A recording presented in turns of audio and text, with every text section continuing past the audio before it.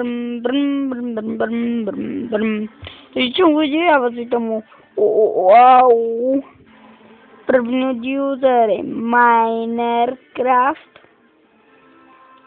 Teda spíš je to Pixicraft.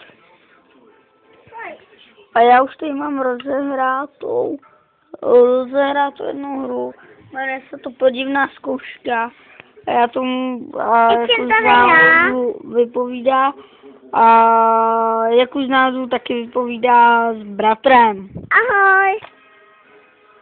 A vidíte, trošku jsem se tady spacifikoval, pofackoval. Tady mám takový malý baráček. Nahledal jsem si vlnu. Jestli nevadí, jestli vadí, tak napište do komentářů. Já se určitě podle toho zařídím. No už jsem natížil to dřevo, který jsem potřeboval.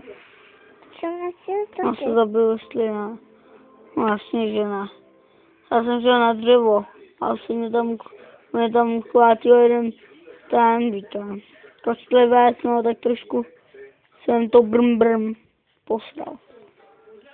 Tak to říkám, že jo, nevím. Já nemám ještě sekiru. To já... Nebo! Vidíte, jsou tady jiný zombíci než normálním tom. Jsou tady ty ovíkaní krásný. Ty tady nejsou, bohužel. A jsou to teda lepší zombíci než v normálním Minecraftu. Jsou to lepší jak ty pahouky. No, jak pavouci taky. A spavnilo mě to tady v zimním biomu, v zimním stromu. Jsem si řekl, proč ne, já teda zimní biomy moc nemusím. Ale jako líbí se mi ta barva těch stromů a to sníh.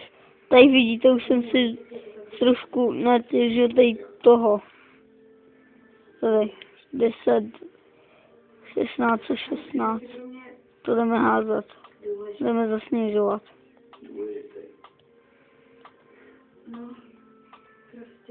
Tak to asi nezasněžíme.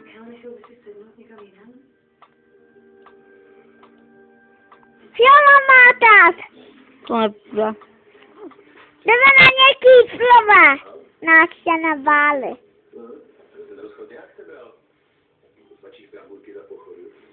Jdeme to... Jdeme